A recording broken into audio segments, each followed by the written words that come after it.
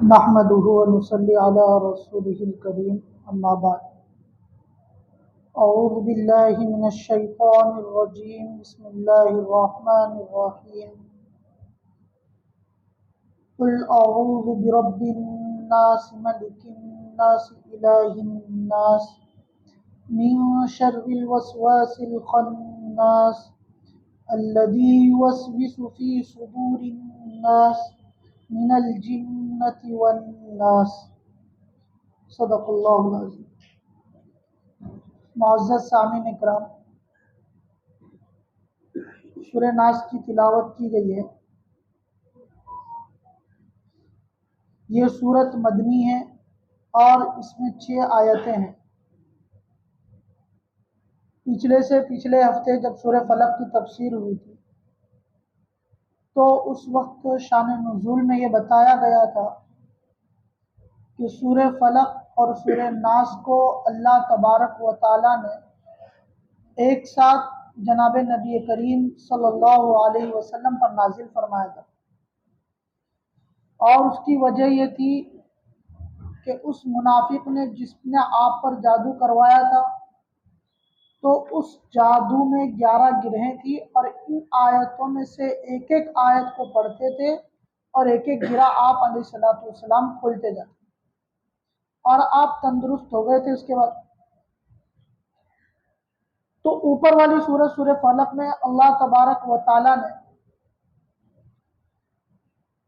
جو چیزوں سے پناہ چاہیے وہ دنیاوی چیزوں کو اللہ نے بیان کیا کہ انسان کو دنیا میں جن چیزوں سے نقصان پہنچ سکتا ہے، جن چیزوں سے اس کو تکلیف پہنچ سکتی ہے، رات کے اندھیرے سے اور اسی طرح لوگوں کے حسد سے اور اسی طرح لوگوں کی شرارت سے، تو اللہ نے ان تمام دنیاوی جو دکھنے والے مضر اثرات تھے اس سے پناہ مانگی، پناہ کی دعا سکھائی ہے۔ اس صورت میں اللہ تبارک و تعالیٰ نے اخروی جو مضر اثرات ہیں جس کی وجہ سے جو دکھائی میں تو نہیں آتے ہیں لیکن اس کی آخرت اور دنیا دونوں برباد ہو جاتی ہے، تو اس سے پناہ کا طریقہ اللہ نے سکھایا ہے۔ اللہ تبارک و تعالیٰ نے اوپر سورہ فلق کے اندر صرف پناہ مانگنے کے لیے اپنی ایک صفت کو ذکر فرمایا تھا، اور باقی 3-4 چیزوں سے اللہ نے پناہ مانگوائی تھی۔ اس سورہ ناس کے اندر اللہ تبارک و تعالیٰ نے اپنی 3 صفتوں کو ذکر فرمایا، اور پھر صرف پناہ مانگنے کے لیے ایک ہی چیز کو بیان کیا ہے کہ ہم فلاں چیز سے پناہ مانگتے ہیں، اور اس میں اللہ نے اپنی 3 صفتوں کو ذکر فرمایا۔ اس کی وجہ مفسرین نے لکھی ہے کہ آخرت میں جو برباد ہو جائے گی تو اس کے جو مضر اثرات ہیں وہ زیادہ ہیں، لہذا اس وجہ سے اللہ تبارک و تعالیٰ نے اپنی 3 صفتوں کے ساتھ اس کو بیان فرمایا۔ پہلی صفت اللہ نے بیان فرمائی قل اعوذ برب الناس، کہ میں لوگوں کے رب کی پناہ چاہتا ہوں۔ رب، اس سے پہلے بھی کئی دفعہ یہ لفظ آیا ہے، اس کا ترجمہ کیا جاتا ہے پالنے والا، پرورش کرنے والا، اور عربی زبان میں رب کے ساتھ جب کوئی اور لفظ لگا دیا جاتا ہے تو صرف یہ اللہ کے ساتھ خاص نہیں رہتا ہے، اور لوگوں کے ساتھ بھی رب کا لفظ استعمال کیا جا سکتا ہے۔ جیسے ہم نے کبھی کہہ دیا رب المال، تو جس کے پاس مال ہے تو ہم اس کو کہتے ہیں مال والا،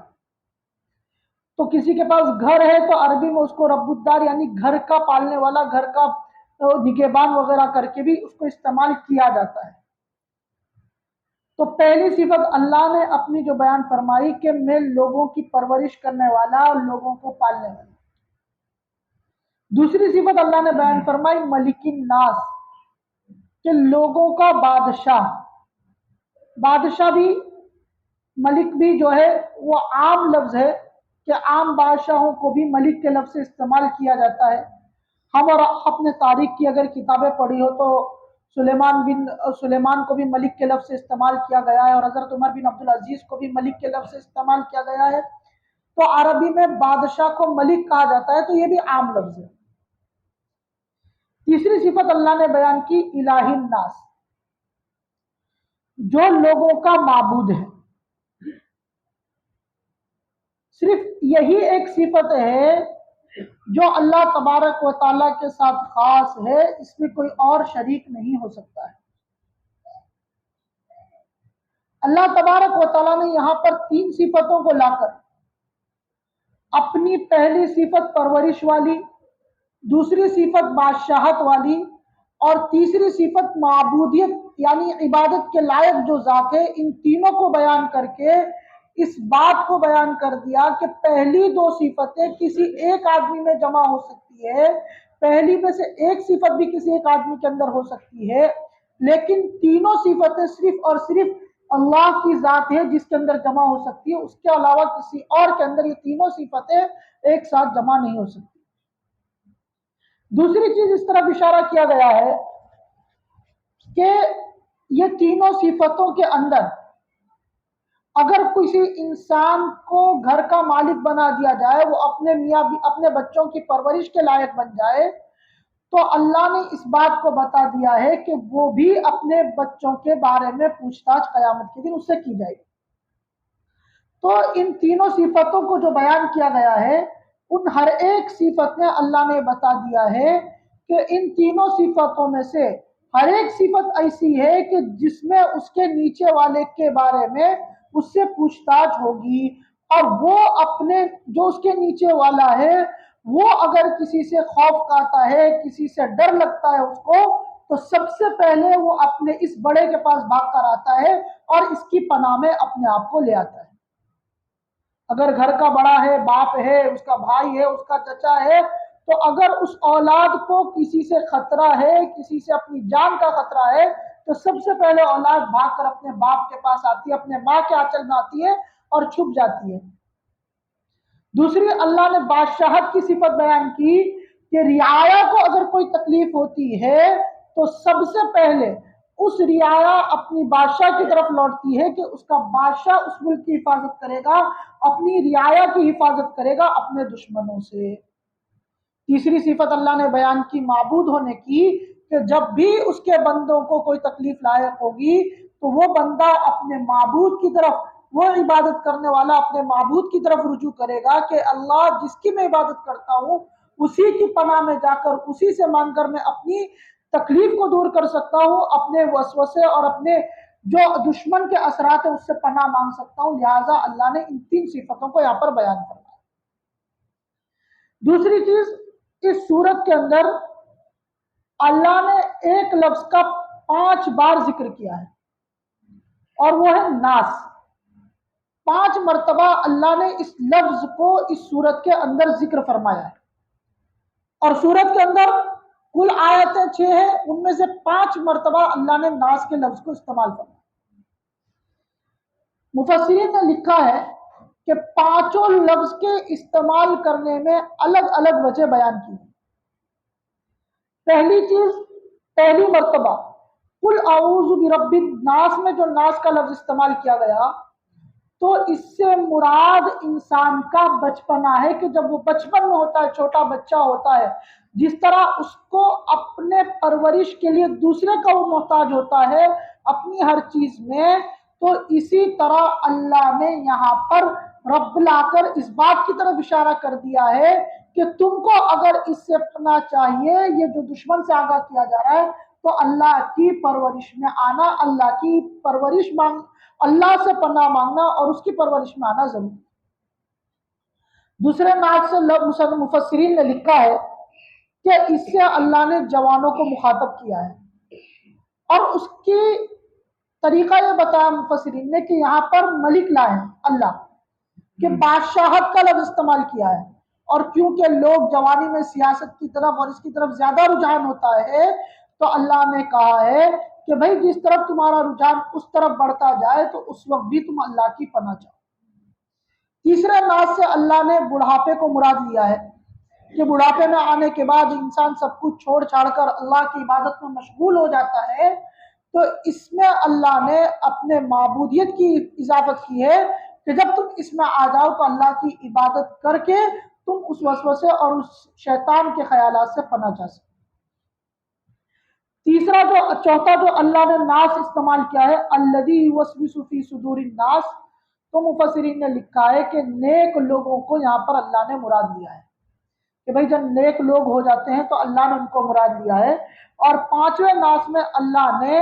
لوگوں کے جو شر اور شر پھیلانے والے لوگ ہیں، جو بدترین لوگ ہیں، ان کے شرور سے اللہ نے پناہ مانگنے کے لیے یہاں پر اس پانچویں ناس سے اس کو مراد لیا ہے۔ اللہ تبارک و تعالیٰ نے اپنی 3 صفتیں یہاں پر ذکر فرمائی اور اس کے بعد صرف ایک چیز ذکر فرمائی، من شر الوسواس الخناس، کہ اللہ نے فرمایا کہ میں آپ کی پناہ چاہتا ہوں لوگوں کی طرف اضافت کر کے، اور آگے فرمایا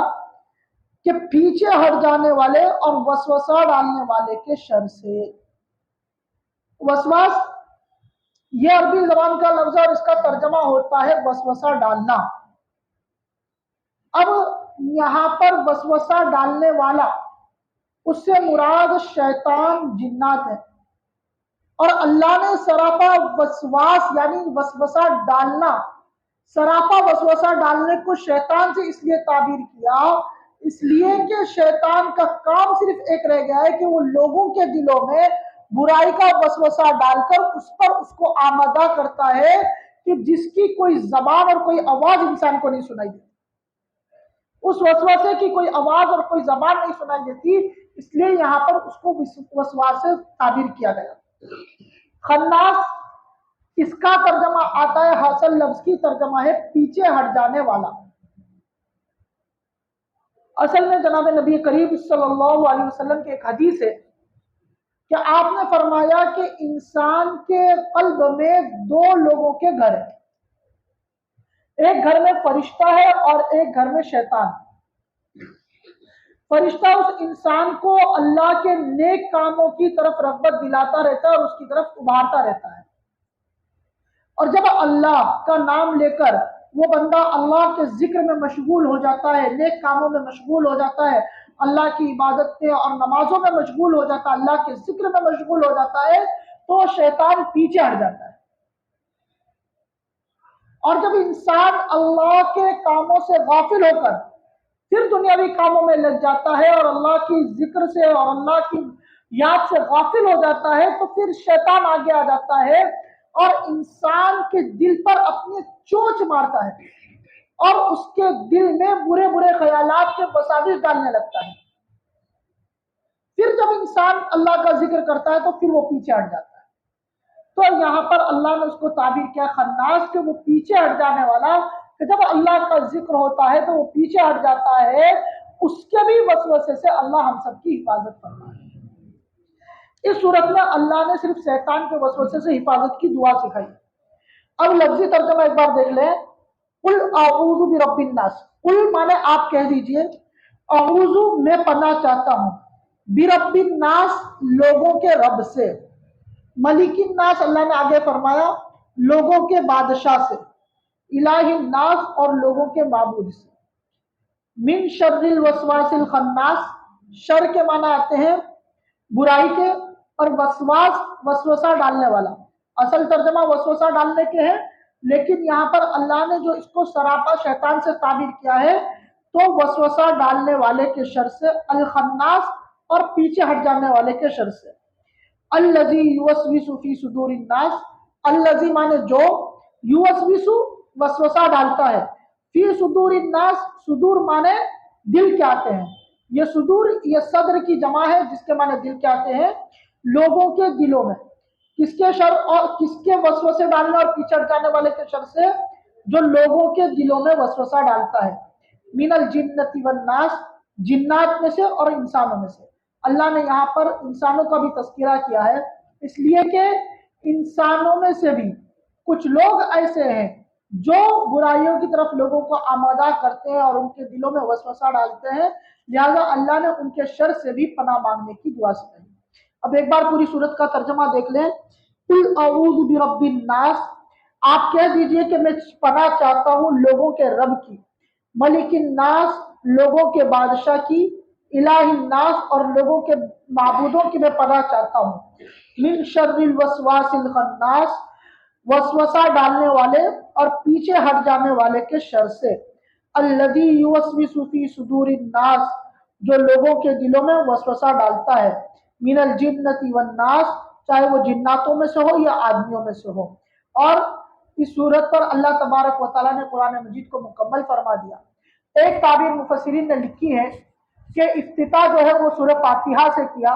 اور اختتام جو ہے قرآن مجید کا سورہ ناس پر ہوا، اس لیے کہ سورہ فاتحہ کے اندر اصل چیز اللہ کی حمد و ثنا ہے، اور اس کے بعد سیدھے راستے کی ہم نے مانگ کی ہے اس کے اندر کہ اللہ ہم کو سیدھے راستے پر چلا دے، ان لوگوں کے راستے پر جن پر آپ نے نام فرمایا، ان لوگوں کے راستے سے بچا دے جن پر آپ کا غصہ اور غضب نازل ہو۔ تو اصل چیز جو زندگی ہے کہ اللہ سے سیدھے راستے کی توفیق مانگنا، جب وہ سیدھا راستہ مل جائے تو اس پر عمل کرنا، یہ زندگی کا اصل مقصد ہے۔ لیکن اس سیدھے راستے کو ملنا اور اس پر عمل کرنا اتنا آسان نہیں ہے، اس لیے کہ ان کے درمیان شیطان کے وساوس جو ہے وہ مستقل انسان کو گھیرے رہتے ہیں، اور اس کے ساتھ ساتھ انسان کے دل کا وسوسہ بھی اس کو گھیرا رہتا ہے۔ لہذا اس وجہ سے اختتام اس پر کیا ہے کہ ہم اللہ کی پناہ چاہتے ہیں جنات اور شیطان سے، اور اسی طرح اپنے نفس کے وسوسے سے۔ اسی لیے مفسرین نے یہاں پر والناس کی ایک تفسیر اور بھی کی ہے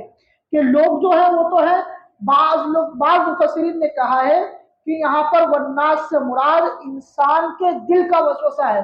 کہ جو انسان کے ساتھ 24 گھنٹہ لگا ہوا ہے تو اس کے وسوسے سے بھی اللہ کی پناہ مانگی گئی ہے۔ اللہ تبارک و تعالی ہمیں ان دونوں کے شرور و فتن سے حفاظت فرمائے اور ان کے وسوسے سے بچنے کی توفیق عطا فرمائے۔ آمین، وآخر دعوانا الحمدللہ رب العالمین۔